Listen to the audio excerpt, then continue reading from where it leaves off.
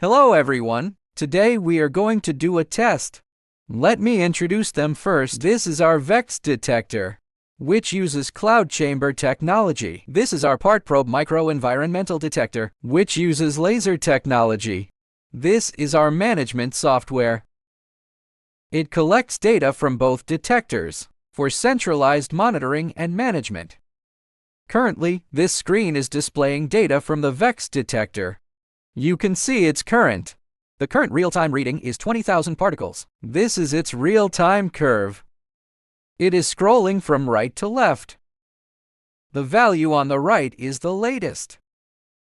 In addition, we can see that the VEX detector, the current set alarm threshold is 450,000 particles. Now we start the first test. This is an electric heater. We are now powering it on.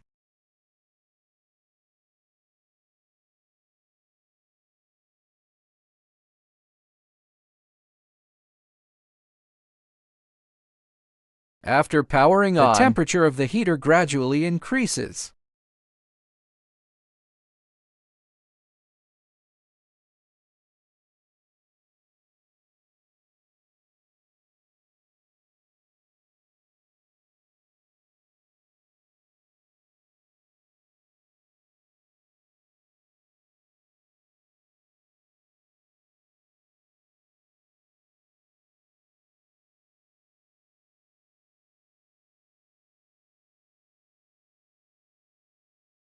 Now its temperature has risen gradually.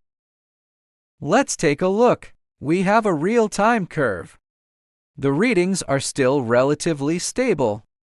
It shows that our detector has no response to the heat produced during the heater's normal operation. No abnormal condition has been detected. This is because the electric heater, when it was designed, has already considered the materials it uses can withstand this temperature.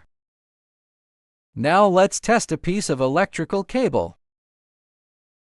We put this cable on the surface of the electric heater.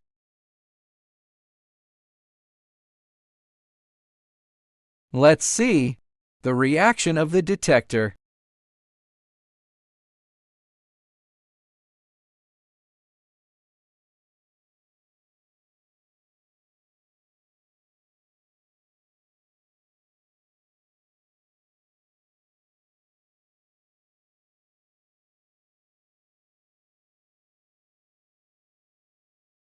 It's been about 20 seconds. Let's see if the curve is still in a very stable state. It shows that we didn't detect any particles.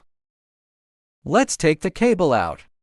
Its surface is already very hot, but the temperature is bearable, and there is no sign of deformation.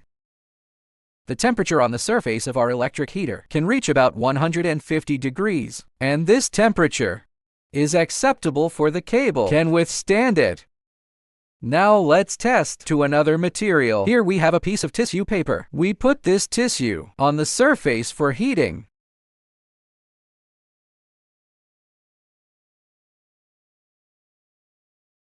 Let's see how the graph changes.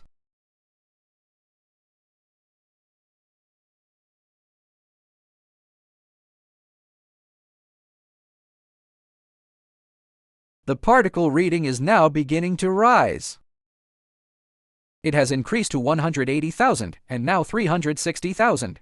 The VEX detector has already triggered an alarm while the part probe detector has not yet responded. Let's take a look at the surface of the tissue. It has slowly turned yellow. After we take the tissue away, let's see the change in the curve.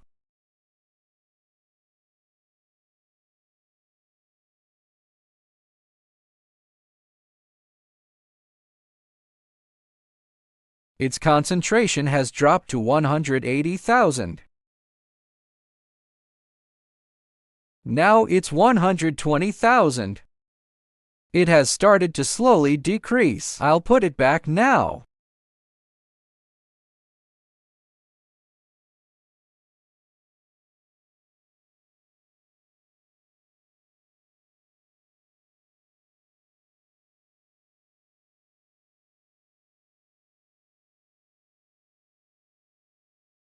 The curve will immediately rise again. This shows that the detector alarm was triggered because the surface of the tissue paper was being thermally damaged and releasing microscopic particles. This test can draw to conclusions. First, the alarm of our detector is not determined by temperature alone. It depends on the material's ability to withstand that temperature. Secondly, our cloud chamber technology is superior to laser technology. It can identify a potential thermal overload hazard before it is detected by the laser-based detector.